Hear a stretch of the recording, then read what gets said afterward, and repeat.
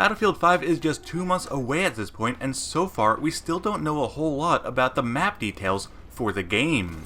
We know Norway and Rotterdam are two locales based off their respective battles, which took place during the invasions of Norway and the Low Countries, but details on the French countryside and North Africa still remain a mystery. A few weeks back I covered a few locations that we may see for the French countryside, and this week I'm going to speculate what maps the North Africa locale may cover. Hello everyone, Christopher, the video game historian here with the BFNations, and for this video I'm going to take a look at, in brief, the Northern Africa campaign of 1940. This seems to be the date that Battlefield 5 will be taking place at launch, and DICE seems to be intent on bringing the war to life chronologically, starting with the invasions of 1940.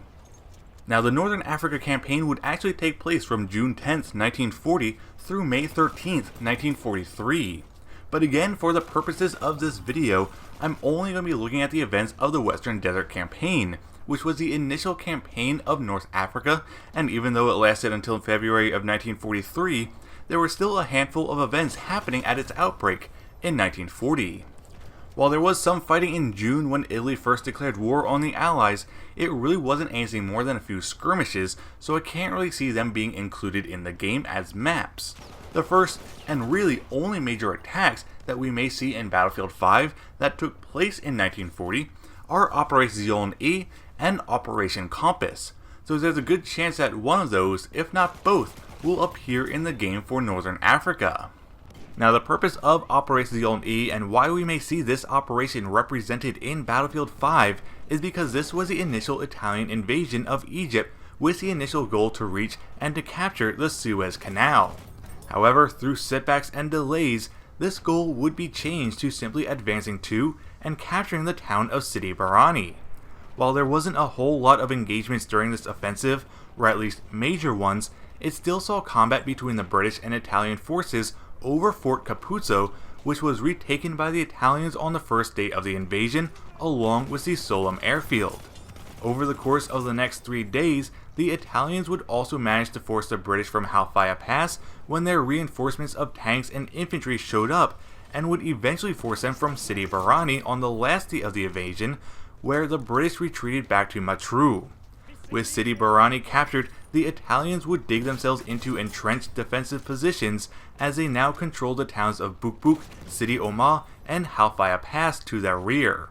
This invasion would last between September 13th through the 16th, 1940. However, due to limited battles and engagements in this initial invasion, I do think it's more likely that we'll be seeing Operation Compass as a representation of the Western Desert Campaign over Operation E. And the reason for this is that Operation Compass was the British counteroffensive to Operation E and was the first large Allied operation of the Western Desert Campaign.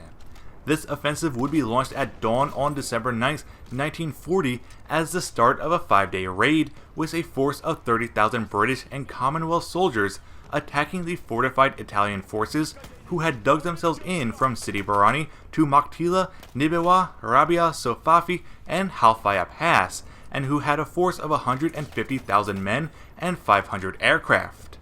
Despite the British being outnumbered, they were still able to quickly defeat the Italian 10th Army, routing them from their strongholds, with many falling back to Beit Afam and El Akila, to which the British continued their pursuit.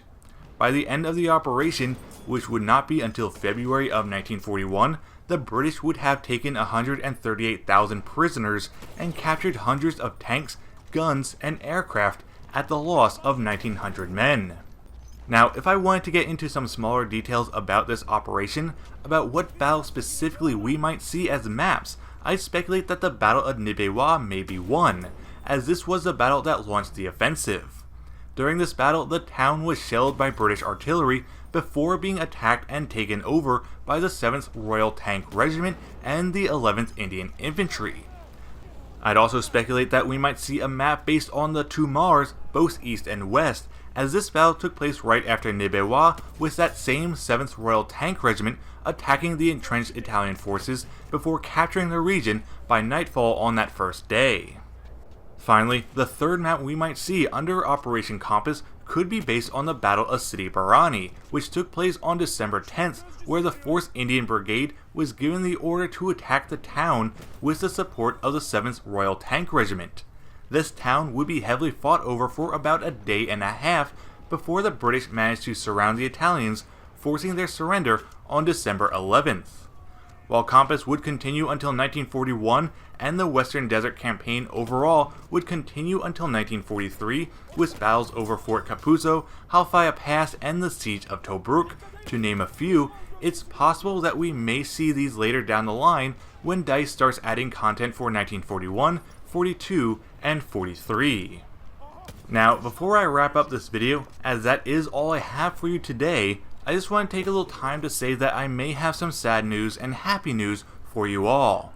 The sad news is that I will be taking a 2-month long break from both BFNations and my personal channel, and the reason for that is, and this brings me to the happy news, is that I'm getting married. This September, I'll be marrying my amazing fiancé, whom I've been with since 2013 and hope to spend the next 60 plus years with. I'm lucky to have met her and have her in my life, as she's been nothing but supportive to me even in my endeavor as a YouTuber.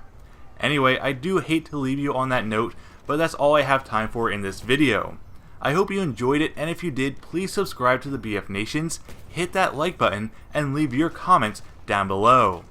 As always, I'm the future Mrs. Video Game Historian, and until next time, I'll see you all at the reception.